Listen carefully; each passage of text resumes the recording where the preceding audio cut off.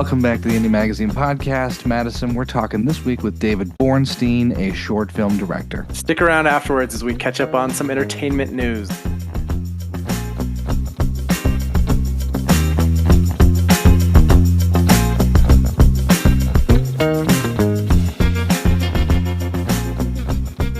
All right, David Bornstein, welcome. Thank you for having me, Tristan. Yeah, thanks for coming on. Just to introduce you to our listeners, what do you do in the field of entertainment? I am a filmmaker of sorts. I have a few music videos under my belt. I've done a handful of shorts that I'm pretty proud of, and done some really cool things in the world. I just wrapped principal photography on my latest short film, Zits, about this past Saturday. Actually, technically this past Monday, we did a time lapse, picked that up. So this has been a very solved, still a lot to process, but I just cleared a gigantic endeavor that I've lived with for the better part of the year or so. So a lot That's of interesting, awesome. yeah. I've got a crazy thing that we'll see how the world reacts to it when this thing starts to make its way out there. But it's going to raise eyebrows, if nothing else. Yeah, I was going to say, I saw, and we've been following each other on Instagram, I think, since we've connected over this, but I saw you putting photos up on your story of, hey, we're filming, we're doing this, we're doing that. So we're catching you at a good time and must be fresh on your mind. Yeah, this is a very interesting point that you've happened to catch me at. This project it's a lot of things for me. It's my most ambitious, it's my most personal. There's certainly been a lot of challenges along the way, as with any independent film, of course, but this one's certainly no exception.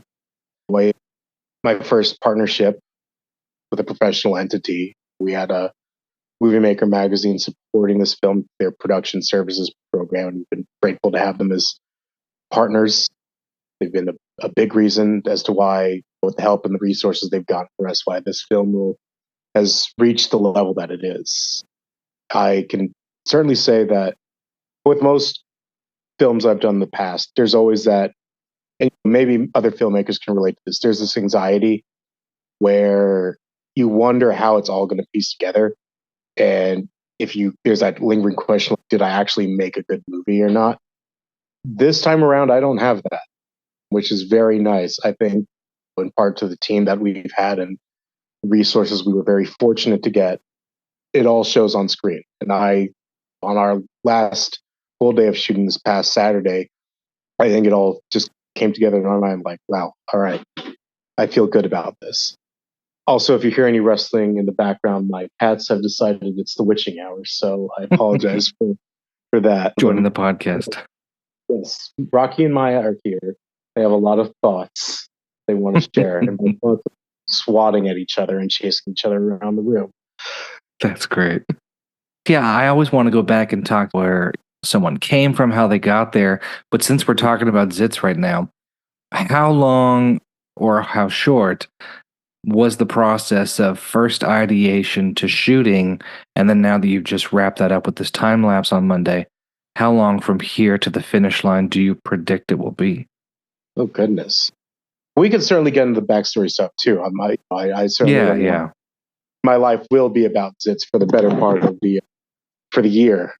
But to get into that, that's a good question. As I am talking to you, the hard drive is currently en route to my editor, my go-to guy who lives in Arizona.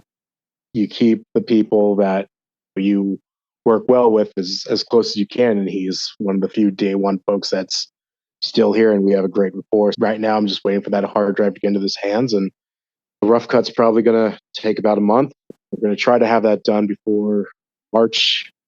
Yeah, it's a long short, probably my longest one to date. We've at about 16 pages. Certainly, I hope we can get that under 15 minutes. The runtime is the runtime. It has to be the best film can be without that, sacrificing anything trivial. Post process is going to be a while. I anticipate largely because there's also animation incorporated in this. And with my last short, Unholy Mole, you don't have the budget to pay animators to work full time. And as grateful as I am to have the quality of animators as friends that are very supportive of what I do as an artist, and I try to give them that creative freedom as well. At the end of the day, they have to do it on their own time. And the last time on my previous short, the animation process was probably the longest part of our post process. It took about 3 months, and it definitely showed. But it definitely showed on the screen. Good animation takes time, especially if it's not a full time thing. I mentally prepared myself for that from the onset. The second animation came incorporated into this, that this is probably going to be the longest part of the post process, is that stuff. I have about 2 animation sequences in mind. I have 2 different animator friends working on each of them, so they're probably going to be working on them concurrently. We'll see how it shakes out. But again, I've basically made my peace with that stuff is going to take a while, and it has to take a while if I want it to look good. After that, we've got that aside, we've got voiceovers to record, and the usual color, sound, music, visual effects. It all is going to take the time that it has to take. Now, per our contract with movie, I believe we have to have a finished film done and delivered by February of next year, which I think is doable. I would like to have it done sooner. But again, if I don't have, sadly, the funds to make it a full-time gig for people, the time that we are able to have them is time that we are able to have. That's just the nature of it. I was just going to say, from inception to now, how long it took, especially for a lot of our listeners or people who are interested in making shorts or documentaries or features. I know a lot of folks I've talked to just don't know how long it could take. They think 10 days here and there, 10 days to edit, you're done. But I love you're explaining it in a way of saying you got to be patient. You got to let each person do their thing, especially if it's not a full-time gig. I can get into that because there's a little bit of a cautionary tale here. I'm not going to name names, but I wrote the first draft of Zits. I want to say it had to have been September or October of 2022. Okay. Largely, I added some stuff, but largely the meat of what I came with that first draft has pretty much stayed the way it is. And this is going to come back, basically. But basically, I had a friend who had come into some money, and sometime prior to that, he dangled this carrot in front of me saying that if he would put $5,000, no matter what, into the next thing that I did, and if I wrote a part for him, he might be willing to put in more. You want to believe certain people are your friends, they have your best interests at heart. Because I had this supposed backing, I happened to be at a film festival where Movie Maker was. And I sat down with them because essentially they were scouting for projects to include in this production services program of theirs. Yeah. And largely I sat down with them because I believed that I had this backing, or was going to have this backing, rather. And I met the threshold. They liked the project. They liked me. And long story short of it is, we eventually became partners. And the way their program works is that they require a certain amount of your budget, which they then convert into credit and double, and that gets used for your resources that you may need, depending on how much you're able to give them, is depending on how much you're able to get. And it's nice because they incorporate guaranteed marketing for your project, which for a short, you don't really get that unless you really pay out the ass to PR people and stuff like that. But my funds don't end up coming from this buddy of mine, whatever. I find it from elsewhere. I had some extra savings set aside. I used that to fill the hole, but essentially, like, we keep building towards this thing, and goalposts keep shifting. There's some other personal stuff that I won't get into because I basically got roped into the middle of some Dawson's Creek, Riverdale ass shit that I had nothing to do with. No. Eventually, this guy decided to make my film, a very personal film. Again, friend of mine, supposedly, so he knew what I went through and the subtext behind this film, just decided to rug pull me anyway to spite someone else. It was not very cash money of. Yeah. Here I am. I'm basically staring down the barrel. We basically pushed, I want to say 2 or 3 times at this point. And I have this film that is my most personal work to date. And I have this incredible opportunity with this partnership that, again, in the short film space, next to non-existent. You do not get these just casual. I knew if this thing just fell apart at the long-term ramifications, but I knew it was going to hurt for a very long time. And I didn't know how I was going to bounce back from that, because you really only get so many of these. We set a goal to shoot in January. This set us back quite some time, but I guess we ended up finding another guy to help us on the financing side, a gentleman by the name of Ryan Matthew Lamb. Some may know from TikTok, who was very supportive of the project and helped us make the hole we were in a little less steep. And eventually, I did not want to initially crowdfund for production. My hope was to crowdfund for post. I wasn't really sure that I would have the support for a successful crowdfunding campaign. And frankly, I detested the idea because I felt like at this stage we were at, it was just going to take away so much energy from other things we really need to do. But we didn't have a choice at that point. Thanks to, hey, buddy. Thank you. Yeah. Thankfully, I had a wonderful producing team. They rallied. They figured it out. We raised what we needed to raise to get the job done. I guess once that goal was reached, which we set our Seed and Spark campaign to end about a couple weeks after shooting, it was only at that point where I finally felt like, okay, I actually have ground beneath my feet. It's never fun to walk through pre-production feeling like you're just on a tightrope and you're just constantly trying to find the ground to put underneath you. I guess it's a two-way street, right? Because on the other hand, I felt that a large part of what set us back was we had someone making promises that couldn't keep, wouldn't keep. I don't know what the truth is. I can only suppose, but that's a cautionary tale. But also, if I had listened to that little tiny piece of my gut that was trying to tell me that this guy was full of shit, I honestly don't know if I would even be where I am right now, because I probably would have just, I don't know what I would have done. I think I might have still written this thing anyways, but if I wouldn't have had that meeting with Movie Maker, if I didn't think this dude was serious. So in a way, on the one hand, this could have gone bad. This whole thing could have just fallen apart, and the ramifications being who knows what. But on the other hand, like, I did it. This guy just left me flapping in the wind, but I landed on my feet.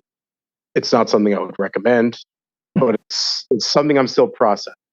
From there, it's outside all that stuff. It gave us time to find our crew, our wonderful DP, Hunter.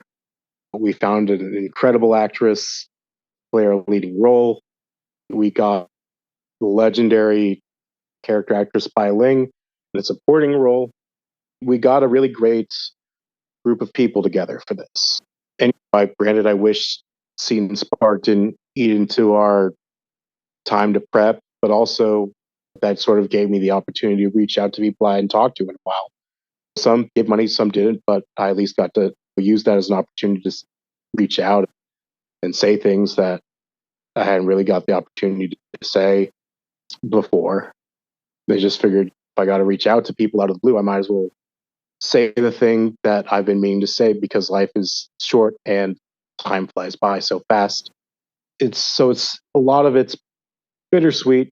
A lot of it I'm still processing. In the end, it has worked out. But the thing about independent filmmaking is it's all incredibly risky. And I wish I could tell you, like, have a sure thing with who you're doing business with, but also I just so happened to like land on my feet. And I don't know if I would have taken this plunge if I just brush this guy off as not being serious. Isn't that strange?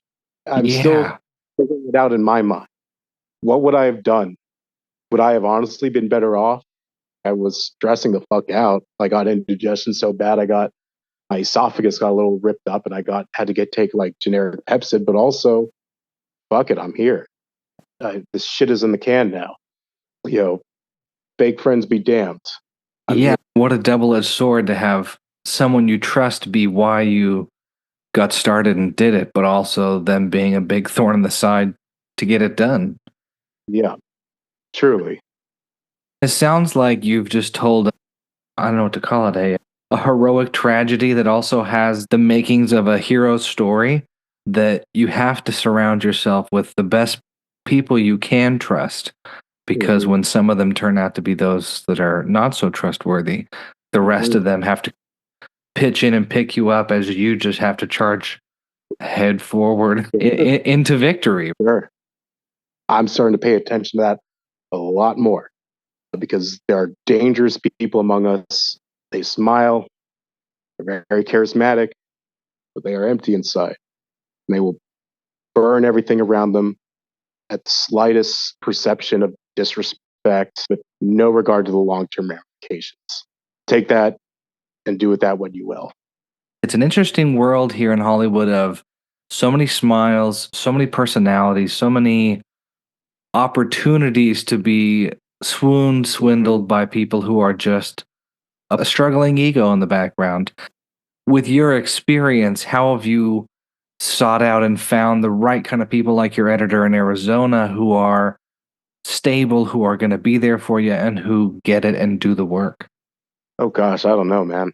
I wish I could say I was the best judge of character, but also, again, I wish I could say I could tell you what my process was for that, but I don't know. I'm on the spectrum. Truth be told, I feel like socially I've been stumbling in the dark for most of my life.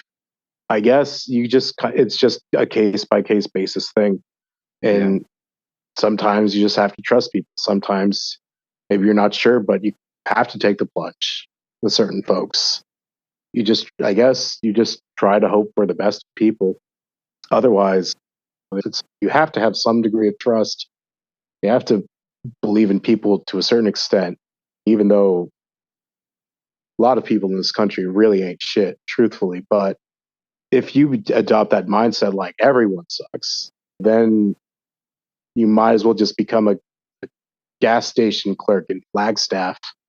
You know, what in this industry, it's like in this, not this industry, this specific thing, this collaborative thing, a lot of it just comes from working with people and learning what the red flags are, just being yourself and just hoping that self is resonating with other people. And you just got to hope it all works out.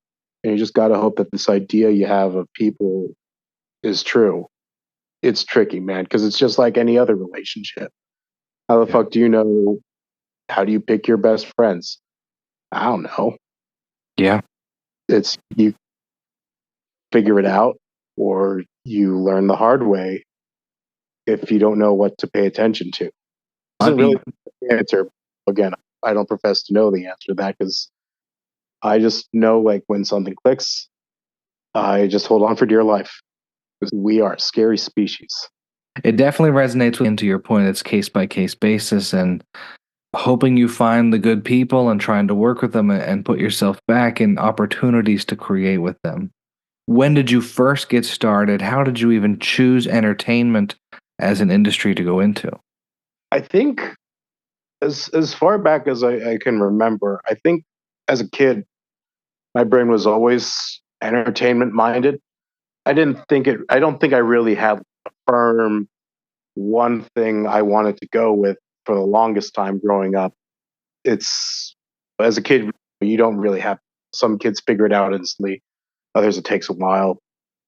I think what stuck with me for directing, the two movies that brought me there.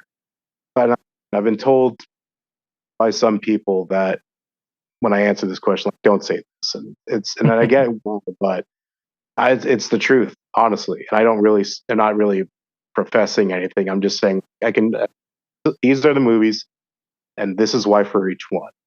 First one is The Shining. And both of these I saw in high school, kind of in formidable years.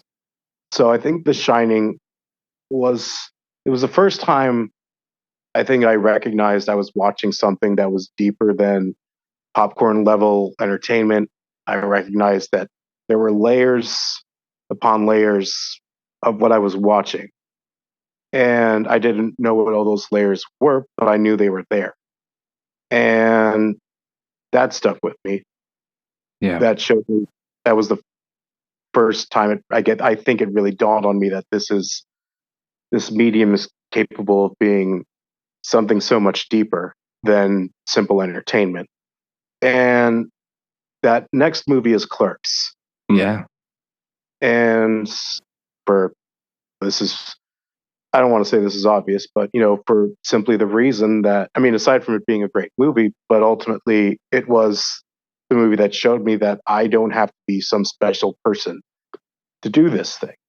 I can go out, and if I figure it out and work hard, and if I have something to say, I can do this thing just as well as anyone can. But I love that Kevin Smith, jokingly or not, he just professes himself to be some dude still to this day. And I think that helped me so much to realize like how much more accessible this medium can be, especially in an era in his day when it was not accessible at all to most people. And so I think that's where it stuck. I went to film school at Saddleback Community College, and then I transferred to the University of Arizona. Arizona is where I started doing some shorts, zero budget stuff. That's where I met my editor, Trevor, and he was involved in a lot of those early projects.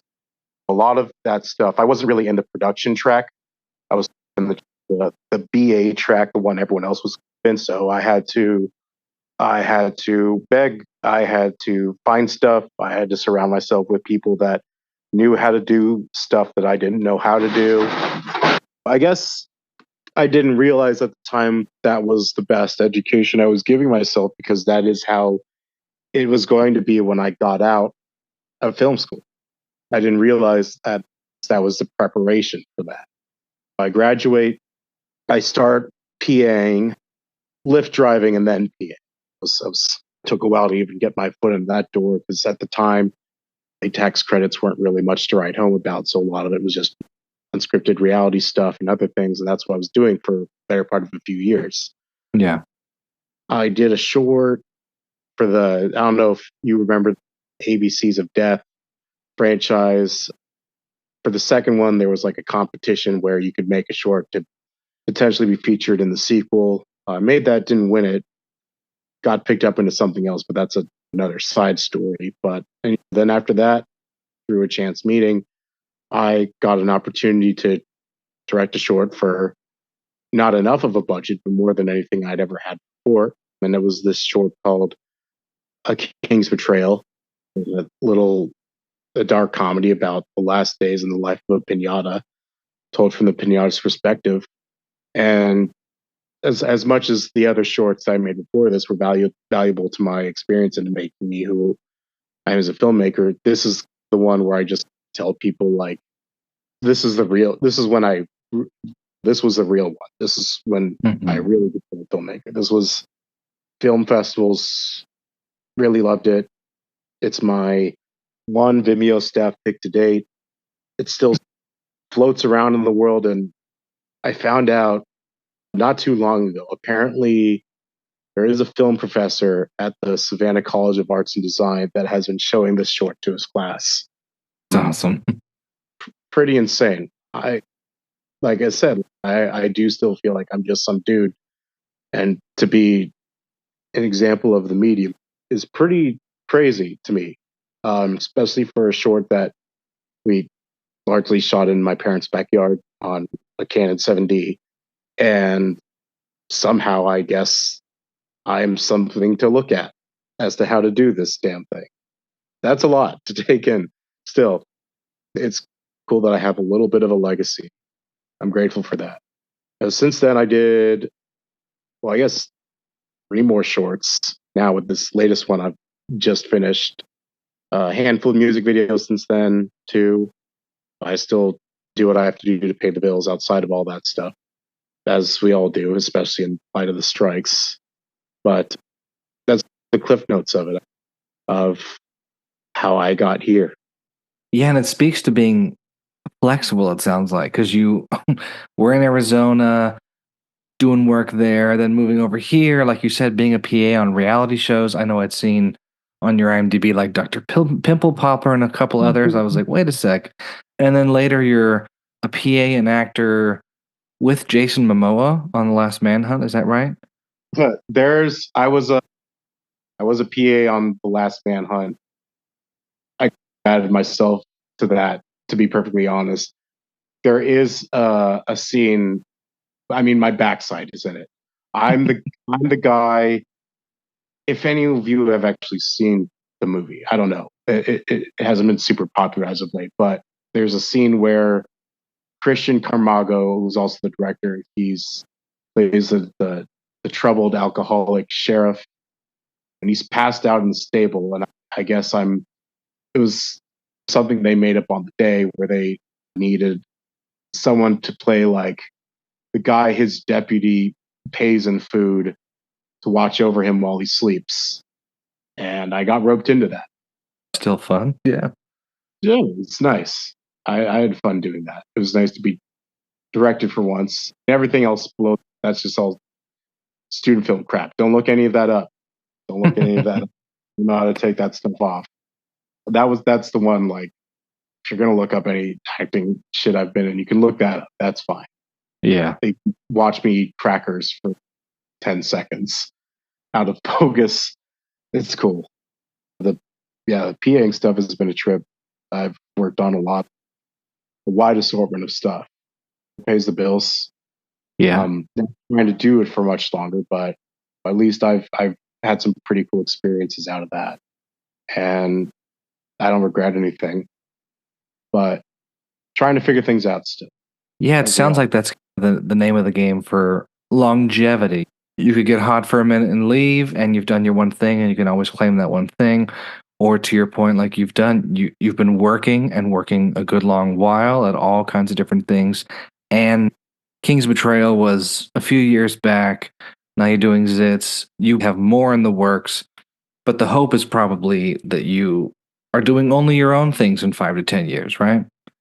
That would be the goal. Yeah, Yeah. I'd be nice. As far as shorts goes, I know a lot of people are always trying to write and film a pilot or go straight to the feature film. What do you like so much about shorts, and what has drawn you to that style of filmmaking? I think I like shorts because it's feasible, or at least I could not, as much as Kevin Smith is one of the filmmaking hero of mine, I don't think I have it in me to do the zero budget feature, because it's never really a zero budget feature. It has to be spent on something. Yeah. Time has to be spent. That's a lot of time. Zits has probably been my biggest budget short to date, and even the energy it has taken to do that for 4 or 5 days was a lot. I couldn't imagine spreading myself thin for the same amount of money that we made this short for on a feature, unless there was a brilliantly contained idea. I don't know, Yeah. because it's not just me. You also have to get other people involved. They have to commit their time sometimes. But I think, frankly, doing the zero budget feature, the budget pilot, it's not special. And you don't, everyone does it. Not everyone, but like, how many guys have you met that have made a feature for no money? The magic of it was no money until you find out it was 5,000 to an editor, and this to here, and this to here, and asking a favor, and everything else. Exactly. And like, how many people have you met that have said they've done the feature, made the feature for next to nothing? I think everyone that I've met who says they've made it for next to nothing, they always have that caveat of next to nothing, but it means this. It's always something. And frankly, it doesn't even mean that you're going to break in it. And I think I'd rather I want to make sure the stories are being told in the best way possible. And with shorts, I have the time to go out and do that. And pilots are even like, that's even bigger crapshoot than features. Because at least with a feature, like it can stand on its own. If you're making a pilot outside the system, then what? If it doesn't get picked up, it's just an unfinished piece of something it's supposed to be a bigger thing of, unless you actually repurpose it into a movie. You know, if you don't have an in for that pilot, that just doesn't seem to make sense to me. Like for me, the real fulfillment comes in the actualization of it. That's why I write feature scripts, but I don't really spend a lot of time in them because I just have this thing and I would like to make it, but I don't have the means to make it. And now it's just something that's sitting in my computer. That doesn't do anything for me. Shorts, I have the means to go out and make it. And my shorts, I've been very grateful to say, have traveled the world, literally. Places that like my shorts have traveled wider than I have. I can't go to all the places that they've been to. That's just festivals, not even considering where they've been watched online. I've managed to, my shorts have traveled the world. So I've made movies that people have actually watched. That's something that that's not ever promised or guaranteed. But because I had the means to make them and the time that I was able to give to make them, I was able to get these out there. And little by little, the one thing has led to the next thing, has led to the next thing, and has led to Zits. These are building off of each other slowly. The steps have been there. Each one has led to the next thing. So it's not happening as fast as I would like it to, but I am building something. And I don't know if I could say the same for that if I put in years of my life to make a zero budget or zero budget, but that may never find a home, may never get into festivals. This I can do. This I can do good. The work that I've done, it has gone out into the world, which is what you want a movie to do. You want your movie to be seen by people. If people aren't seeing your movie, then what is the point? Truly, what is the point? If you're doing it for your own self-indulgence, and you're just keeping it in a shoebox, that just seems crazy to me. And it's not being considerate of everyone else that has given you their time, because we only have so much of that. These things are meant to live on. They live their own life. Great shorts just, when they go out into the world, people keep finding them. They keep watching them. They use them at universities. They use them at universities. Yeah. I couldn't have fucking predicted that. I eat Taco Bell for lunch. I'm just some guy. And like somewhere in Georgia. You know how I found out? Because I'm on Letterboxd. And my shorts are on Letterboxd. I noticed the couple of years I was on Letterboxd, like clockwork, all of a sudden there would be a batch of SCAD kids logging my shit. And one of them followed me and I asked. That's how I found out. Wow. Damnedest thing. Crazy still to me. That's pretty nuts. And the ironic thing is that King's Betrayal was rejected by their film festival, which is tickles me a little bit. Irony of it. You can't predict this shit. You really can't. My last short, Unholy Mole, before Zits, King's Betrayal was rejected by Seattle. So it was a short I did after that. So I sent them Unholy Mole basically out of spite, and I got in. How do you predict this? You can't. You make stuff, you put it out into the world, and life happens. And I think as much as I would like to make more money off of the shorts that I make, I feel like the clout, whatever you call it, the accomplishments of the work itself, I don't know. I can fade away. All the greats fade away, most of them.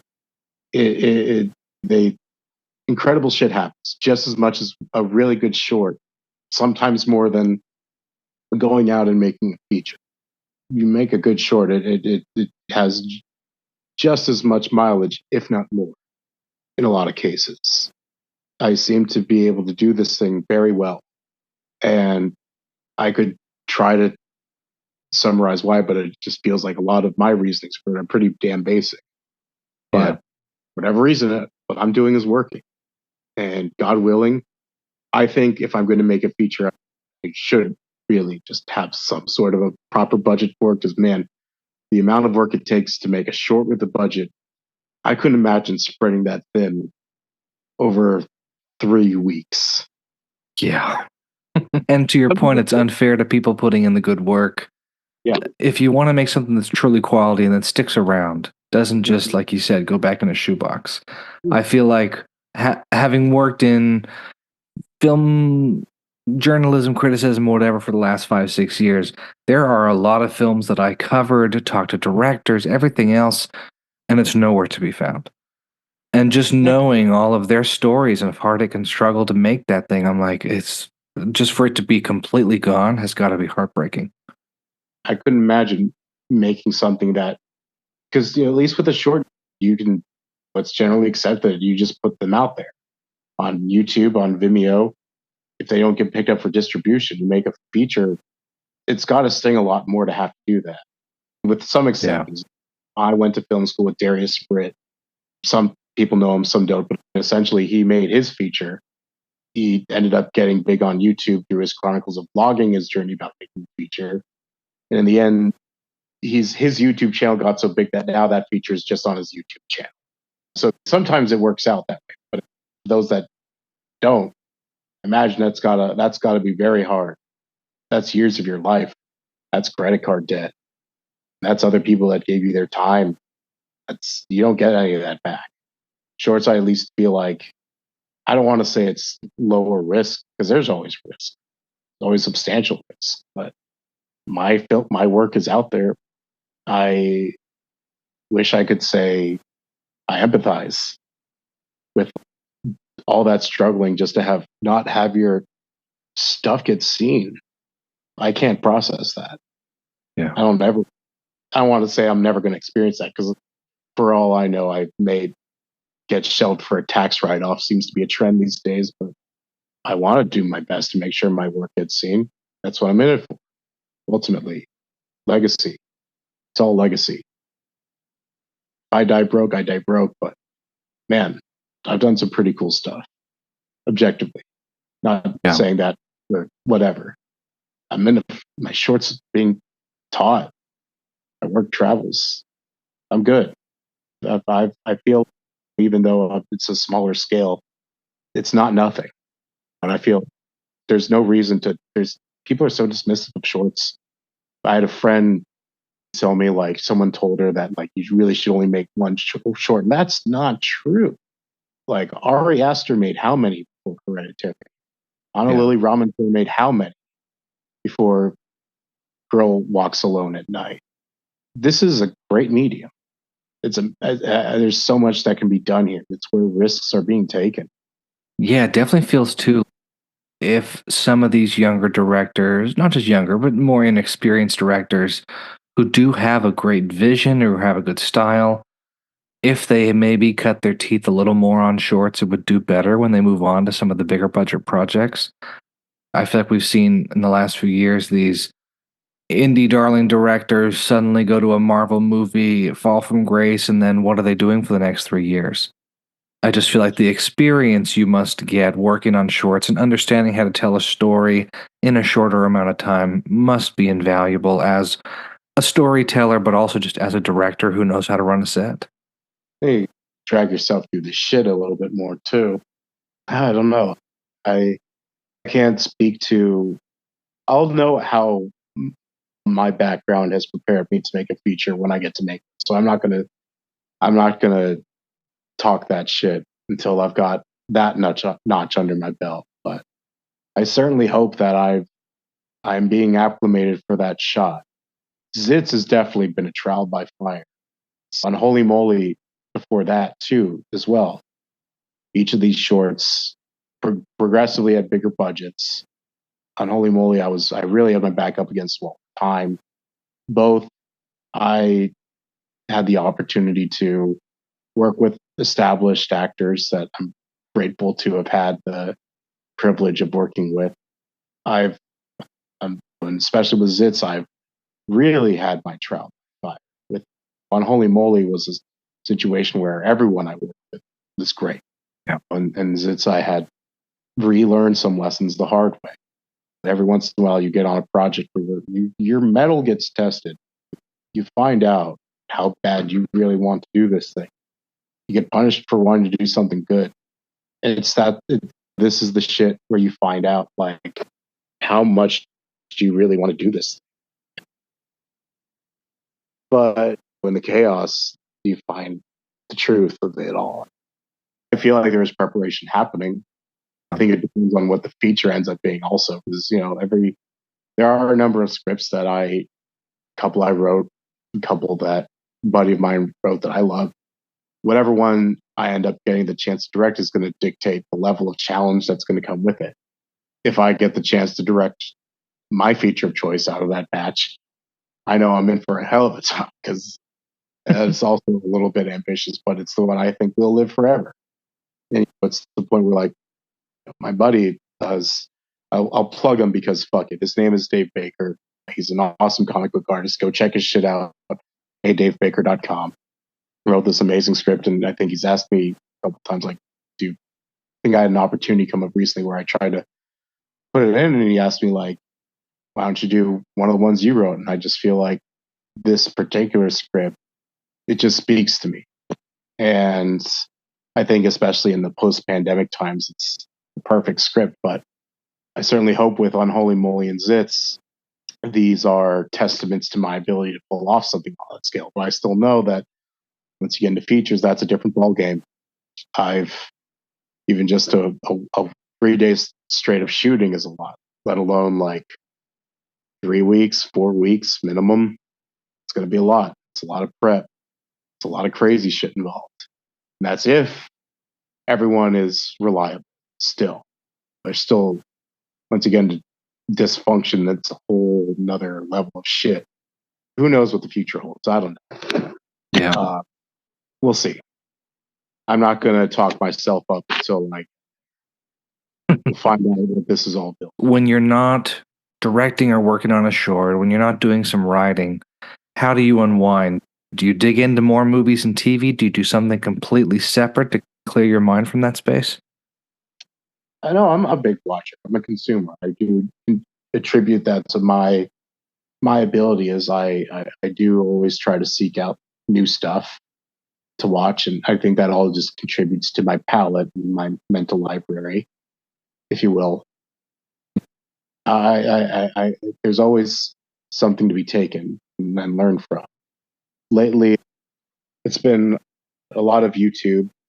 There's a number of channels I follow. The Vile Eye, awesome channel. I'm a big fan of Umami, brilliant animator, very much influential on my work as well. I watch Hot Ones religiously. Oh, goodness. I'm a fan of Oni Plays. Those guys are hilarious. Joel Haver is awesome. There's a lot of great stuff online. I kind of stick to my little corners of the internet. When things get weird, I know what I like, and I just stick to that. Maybe that just comes with getting old. I don't know. And as you've heard from the loud noises, I am a proud cat dad too. I enjoy spending a lot of quality time with my 2 cats. I'm very fortunate to have had 2 very wonderful and sweet and inquisitive fur children. Every second with them is a gift, and I hope that it's the same for them as to me. I try to take care of myself. I go for walks. I listen to music. I try to socialize when I can, but I am largely a homebody these days. I try to read when I can. I suppose that about sums up what I do outside of the act of making stuff. Give me a reason to get out of the house, please. If I am left to my devices, I will just sit with my cats all day. So please reach out to me and give me a reason to hang out. I'm accessible. I do like a good cup of coffee. Don't be shy. I'm usually not, if I'm not working, I'm not doing shit. So please feel free to reach out. It's cool. I'll definitely try and catch you on the on the less working swings when you have a little more time for sure. Yeah, I'm going to try to. March is shaping up to be a little crazy, but I'm going to try to. After this, now that this crazy fucking short is behind me, I'm going to try to get back to some degree of normalcy. Because the nice thing is now with post, it's just one problem at a time, and not like trying to bring a crazy amount of people together to do really complicated shit in the course of a 12-hour day. Yeah. Now I'm finally starting to breathe easier again. So it's time to enjoy life a little bit again. I hope the editing and animation process goes well. I like your style. I watched Unholy Mole just the other day before we got on this podcast. That was great and shows off to your point. You have a sense for the weird, but also artistic, and it's captivating. And I hope that Zits does well, whether it goes through the festival circuit or even just where it lives on YouTube and Vimeo. Because I just like to see people who know what they're doing and are learning what they're doing on the go and trying something new. And our conversation day has pointed out that you have just continued to work at what you're trying to do and learn and get better and not make excuses, not sitting around on 3 scripts and saying, why doesn't someone buy one? Which is a good perspective to have in this town. Yeah. And no one gives this shit to you. Sometimes it's given to you. And I can say no one was ever going to give this thing to me, even though technically a King's Betrayal was given to me, but that was only because I went out and I made a bunch of zero budget stuff. And for whatever reason, when I had the opportunity to meet someone, those little shorts I made were liked for some reason.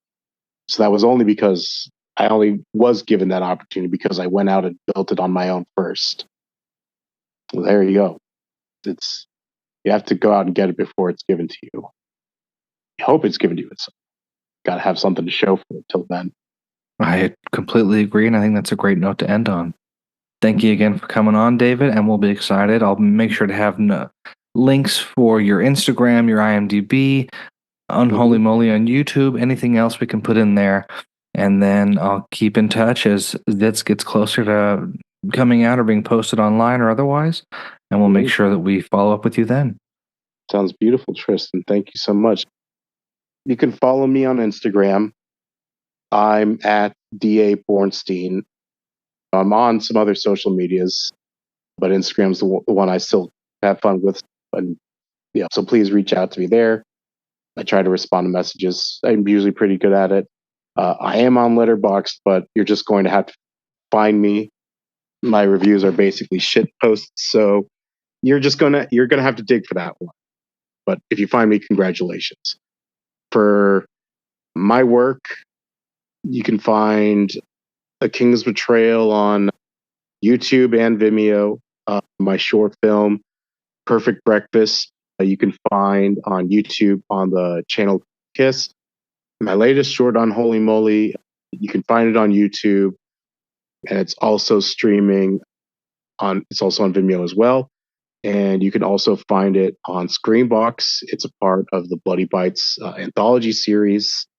So you can check it out there as well, along with a whole host of other great horror shorts by a gaggle of talented folks that I know that are also included in that series. For all things happening with Zits, you can find our official Instagram page at Zits the Film on IG. We will try to update that as much as we can. And also, you can follow our Seed and Spark campaign page. Our crowdfunding campaign has ended, but the more followers our campaign has, the more resources we actually get from the Seed and Spark platform for our film. So that actually helps us out a great deal. If you just look up Zits on Seed and Spark, you can find us and just click the little blue follow button, and that'll be a solid kindness for us. I hope you enjoy my work if you find it, and thank you so much for listening to me babble about whatever. It's been a pleasure being in your ears. And thanks again for coming on, David. Thank you for having me, Tristan. It's been a true pleasure, dude.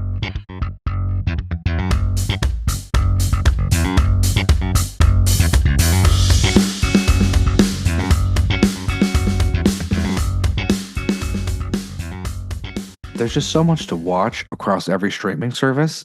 People are telling me about new Yes. shows. You've mentioned new shows. It's hard to keep track of them. I'm trying to catch up on some stuff, but what have you been watching recently other than our favorite Shogun? I started Fallout on Amazon. I've never played the games. I'm just like familiar with the world and the concept because I'm on the internet and I'm just like I know enough about Fallout to like be interested. Yeah. And I think that at least from what I've heard, I'm only 2 episodes deep, so at least from what I've heard is that the show is really good because following in the footsteps of like how the Last of Us was actually a really good video game adaptation, and we're starting to maybe, hopefully, fingers crossed, get into the world of really good video game adaptations. You just can't go wrong with Walton Goggins. Anything No, he touches. yeah, Okay, I started it, got a few minutes in the other night, and was like, this is second screen right now. I shouldn't do this. So I paused it. I Yeah. am going to go back, but it did look good from what I saw. Fallout Prime. And is that week to week episode releases? no, it's all out already. Oh boy. All right. So it's Yeah. binge worthy. Yeah, That's a good one. I will say I have binged with our screener access, and I don't know by the time this comes out how many episodes are out. I binged all of Constellation on Apple Ooh. TV Plus. How's It's that? an interesting one because it's on a lot of people's lists, like high up on the list. I saw some TikTok the other day. This girl was like, "Oh my gosh, Constellation, number 3 of 15 for best shows out right now." I don't know that I would rate it that high, but maybe I was just in a different mood. It has Numi Rapace, which I know I'm saying that wrong, who plays the main Naomi? astronaut girl. It's Noomi. Oh, Maybe it's Swiss. Who knows? She yeah. plays the main astronaut. You have her husband, James D'Arcy. You have Jonathan Banks from Breaking Bad. Mike, he is Henry Caldera. He's an older astronaut. Anyways, it's got a great cast. It's weird. It's sci-fi. It's world bending and multiple realities. And I'm not ruining anything. The first episode, they let you know what's happening there. It's about this astronaut in the space station. An experiment goes wrong, and it diverges realities. And as Oh, the season interesting. moves along, you have this kind of unraveling realization that this is not the first time it happens. Again, not much of a spoiler. First 2 episodes are letting you know this is what's happened. And it's the mystery of what would happen if you went to space and came down in a different dimension. And your family's different. The dynamics are different. What happens? What do you deal with? How do you make it happen? Only thing I'll say that's really frustrating, they Yeah. half baked so much of the plot and they half baked so much of the story that you see the potential for where this could go. And instead, it's just like a lot of hysterical female astronaut, which to me just screams written by a man or Yeah. just a little. It just fell short. It just fell short a little bit. Yeah, written by Peter Harness. And Peter is not a woman. And it's pretty apparent because a lot of the times Well, I'm that's like, interesting. The plot sounds interesting because I remember watching a trailer and not really being sure what was happening. yeah. And I think some of that confusion was like, maybe I don't watch this because it just looks confusing. But that sounds interesting. They bait you on a lot of the episodes. You're like, what's going to happen next? Yeah. And then it ends. Okay. And you get a little bit of payoff. I think it's good. It's worth the watch. I don't think Mhm. it's amazing.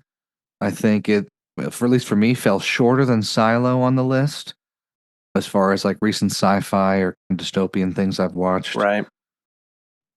But I will say the poster is pretty, how do I say it? Not convincing. The poster's pretty tricky. I thought it was Kate Winslet, which is the whole reason I started the show.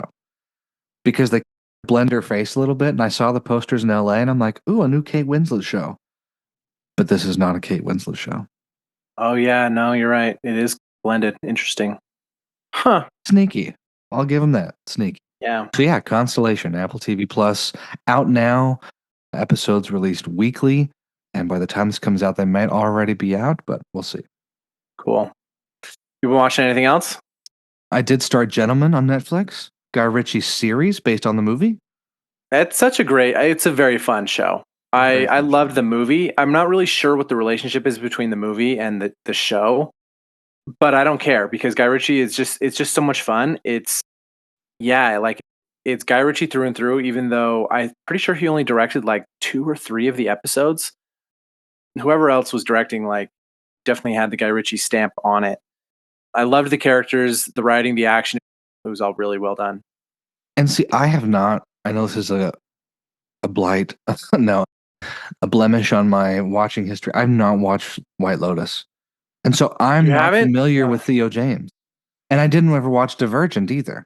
So this is my Yeah. first Theo James, and I'm like, wow, what an actor. And my fiance is like, no, he hasn't always been this good. He's put in some time. Yeah, to no. get better. He's put in some time.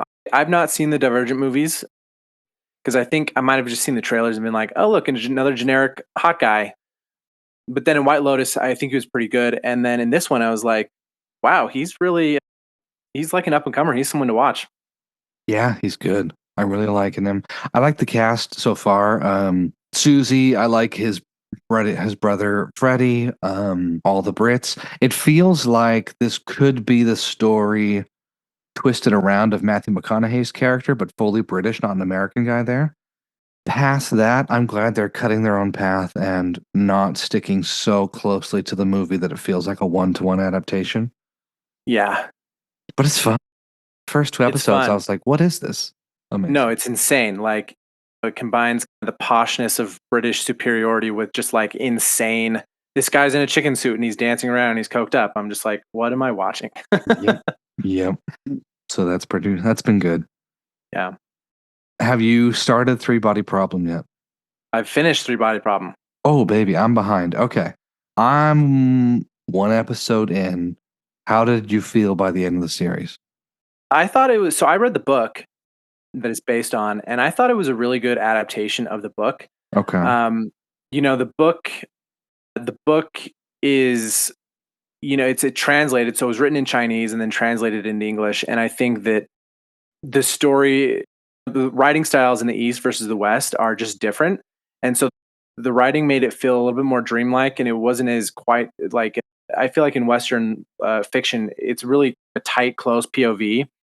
And that's how we experience a story. And in the East, it's not really that way. And what I thought they did a really good job is they essentially took one character and broke him into like 3 or 4 different characters for the series. Okay. And the whole thing with the seeing a countdown and having a physicist who is working with like nanotech, like a lot of that kind of stuff is all wrapped up in one character in the book. But I thought to adapt it for TV, breaking it into a few different characters was really, I thought that was the right move so that we could have a little bit more, I don't know, just a more diverse cast, as well as it needed more relational drama, I think, to be able to work on TV, and having multiple characters creates that relational drama that we need. Yeah. I've heard a lot of rumblings from people who love the book who haven't loved the series. So it's good to hear your perspective of the inverse of you really like what choices they made. You probably saw on Twitter the great critique of why are all these theoretical physicists so hot? Shouldn't they be like old and craggly and like staring at books all day and unfit? And I'm like, all these people could walk the runway and we believe them. Yeah, no, having Isa Gonzalez as like a pioneering like nanotech, I'm just like, okay, I believe this. I believe it. And they're all friends together. Yeah, okay, I believe it. Yeah. Sydney Sweeney, the theoretical physicist, is coming next. Oh my gosh. Yep. Oh my gosh. Okay, I will continue watching. I know there seems to be a little bit of an aversion to, I don't know what to call it, like more thoughtful sci-fi recently, I've found. Friends who I knew that would have watched something more sci-fi 5-10 years ago seem to be avoiding it right now. And I don't know if it's all the chat of AI or otherwise, but at least anecdotally from my life, it seems to be a little more of a pull to get people to watch some of these shows. So I hope by the time I finish it, I can recommend it to more and put them at ease. Because it seems like a well thought out fun show. No, it is, and it asks really big questions about first contact with aliens. Yeah. Which is prescient anyway. Yeah, it is. What about theaters? What have you seen in theaters? This week I saw Monkey Man, Dev Patel's directorial debut that All I right. guess it was shelved by some production companies, and then Jordan Peele saw it and was like, "No, this deserves a theatrical release." Shelved by Netflix. Yeah. He had sold it to Netflix. And now, having watched, I get a little bit why. They're really not trying to lose their audiences worldwide. And so now we're seeing a little self censorship there. It's pretty blatant in its call out of nationalism. Mhm. And I could tell why they were like, maybe not this time. What did you Yeah, feel no. like overall? Did you feel like it was a well put together movie? What was your feelings? Yeah, I think it was really it felt like a little bit of John Wick, like it was John Wick adjacent. Yeah. I think I really enjoyed it, from like the fighting choreography to the cinematography to like the stunt coordination to even the pacing. I thought was really good, and some of those shots just with the coloration between characters, I just thought was really well done, and especially like even adding in like music. I thought the Mhm. music choices that they made were like really exceptional. I saw it a little bit as Dev Patel's reel of proving Mhm. he can direct and he can be a kick ass action star because that was the whole impetus for him doing this movie. He kept trying out for every other action movie and no one would take him. They're like, no, you're the Slumdog guy. Even though he had Hotel Mumbai a couple years ago, still was just not landing roles, which is why he wrote and then picked up this project. Um, I I didn't know will that. yeah, that was his big struggle. I came out with like a 3.5 star, 3 to 3.5 star out of 5. I think some of it was a little half baked. The plot got a little lost, but I think it was fun and take a swing, do something bold. That to me is more impressive and more interesting to watch than, okay, formulaic, here's a plot, we know what's happening, go get the bad guy.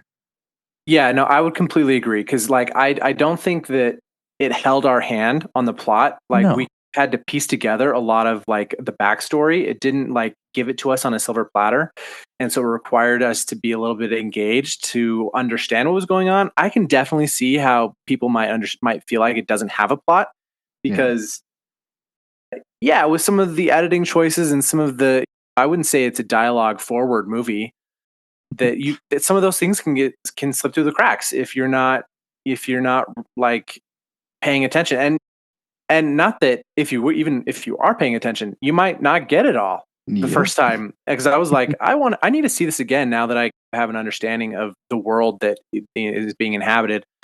And also I thought maybe sometimes the lighting struggled in some of those darker scenes, just as far as like legibility of, well, I know that it was a production hell. Like, I've read some of the stuff where they were filming during COVID. A lot of their cameras broke. Yeah. So they were filming on like GoPros and like phones.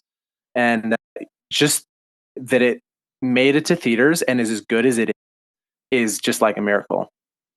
And I'll take a miracle swing for the fences dream movie over well produced, boring, forgettable blockbuster, right? Whatever. Yeah. I know Yeah. Netflix doesn't want that at the moment, but yeah, I liked it. And for me, at least, I'm just saying I'm excited for whatever he's going to do next. I hope this is enough for someone to see this and go, okay, let's put Dev in another movie. Maybe bulk up a little bit on the muscle, but we're not going to be too Adonis complex here. But I mean, his boxing scene with the drum, the So good. nitrous powered tuk tuk going 10,000 RPMs, ripping through the city was fun. Yeah. And just, yes, some of the scenes I think were a little egregiously show offy of fighting in the brothel. Fun, didn't really help the plot. And for the cops to be on the other side of the brothel when he gets out, okay. Yeah. But still, I think fun, interesting, different. And for anyone who's a little unsure about it, I think even just the name of the movie is scaring some people off. At work yesterday, all my friends were like, Monkey Man, it just sounds weird. That should never be the reason to not go see a movie. Or someone Yeah. saw the poster and they said it looks like a horror movie because he's standing in a red doorway. Bad choice on his part, but also go dig into it. Learn about something before you just don't go see it. Yeah. So for everyone listening, go see Monkey Man. Go see Monkey Man. Let's wrap it up there. We won't hold anyone else for too long. Go see Monkey Man, and we'll be back next week with another episode of our Flow series with Kevin Bisset and one of his collaborative artists. And until then, watch good movies and TV.